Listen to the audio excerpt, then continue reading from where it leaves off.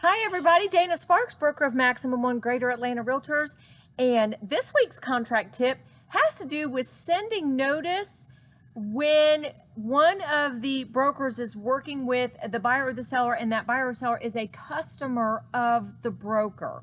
So basically, when a broker is working with the public in a customer capacity or in a customer relationship, then sending notice is different depending on which contract under which you're binding.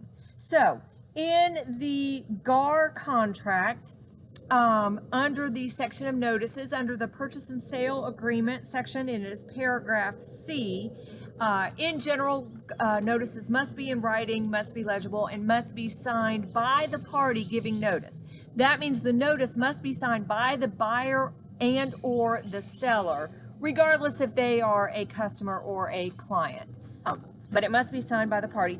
And notice may be delivered in person, by fax, by email, by courier, or by U.S. mail, as long as it is registered or certified with return receipt. And if you need to get something back, the postage must be prepaid.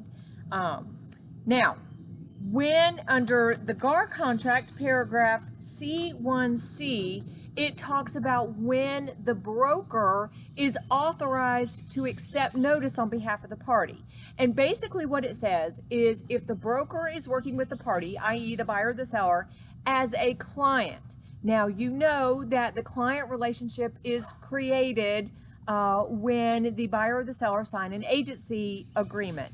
So the listing agreement would create the client relationship with the seller, and a buyer brokerage agreement would create the client relationship with the buyer. So if the public has signed a brokerage engagement with the broker, then the broker is authorized to accept notice on behalf of that client, unless it is a dual agency situation or a designated agency situation. In those cases, the notice must be actually sent to the party.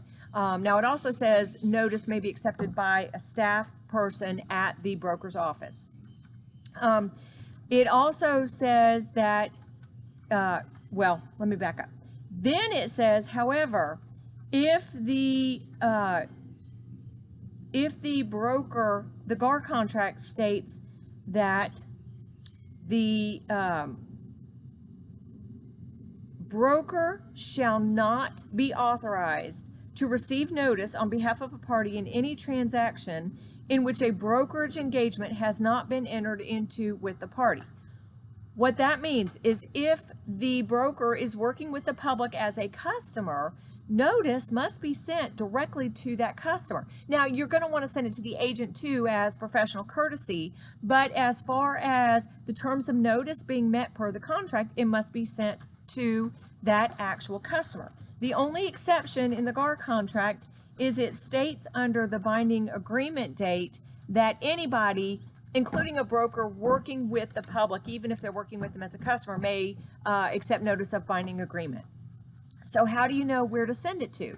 Well, regardless if it is going to the broker or to the public, it must go to the physical mailing address, the fax number, or the email address as specifically stated on the contract, on the signature page of the contract. So what this means, if you're binding under the GAR contract, what you do is you are going to look at the first page, paragraph A10, where it talks about agency. If you see customer marked on there, then the first thing you're going to want to do is flip to the signature page and make sure that you do have contact information for the actual public customer of that broker. You need to have either a fax number, email address, or a physical address. And then throughout the contract, wherever you have to send notice, you need to send it directly to that public person, in addition to the broker working with the public as a customer. That is what will fulfill the terms of sending notice in the GAR contract. Now, if you are binding under the RE forms contract, then under the notice section there, and that this is all outlined in the standard terms, it talks about notice, and the same thing similar with GAR. email, delivery, U.S. mail, registered or certified, return receipt requested, and with a postage prepaid envelope if you're expecting something back, or to that physical address. Now, the difference is if you're binding under the RE forms contract, it says that notice may be given to by or to such parties, counsel or broker, again, as long as it's signed by the appropriate party.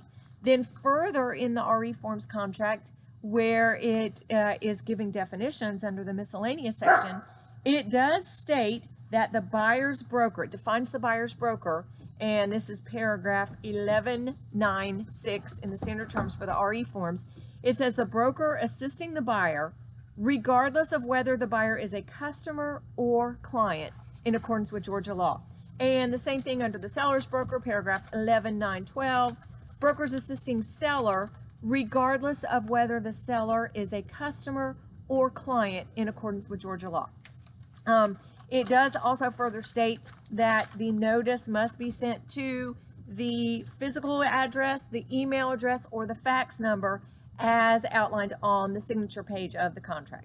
So basically, you must have physical address, fax, or email address of the broker if the broker is working with the public as a client relationship in GAR.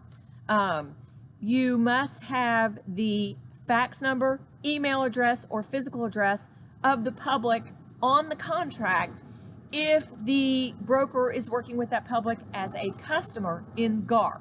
If you're binding under the RE forms, then notice to the broker serves as notice to the party. Notices must be signed, but take a look at that. There's a big difference, especially under GAR, when one of the brokers is working with the public as a customer. Now, just parenthetically, just because a broker is working with the public as a customer, this is just, you can contact the customer in terms of you just have to send delivery of notice to that person. That doesn't mean that you can cross a sign, so to speak, and negotiate directly with that public and bypass the broker even in a customer relationship unless there is that written permission to do so. So the brokerage is still working with that public. It's just that the relationship under which they are working is defined as a customer rather than a client, and that's a whole separate video that defines and delineates those relationships. So hope this contract tip helped. Again, it's properly sending notice, depending on if you're binding under GAR or the RE forms, when one of the brokers is working with the public as a customer. There's a lot more to notice. Make sure you take a look at those sections in both sets of contracts, and I hope this contract tip helped you out. Thank you so much for watching. Again, Dana Sparks, broker of Maximum One Greater Atlanta Realtors, satisfying your needs with service, innovation, and education.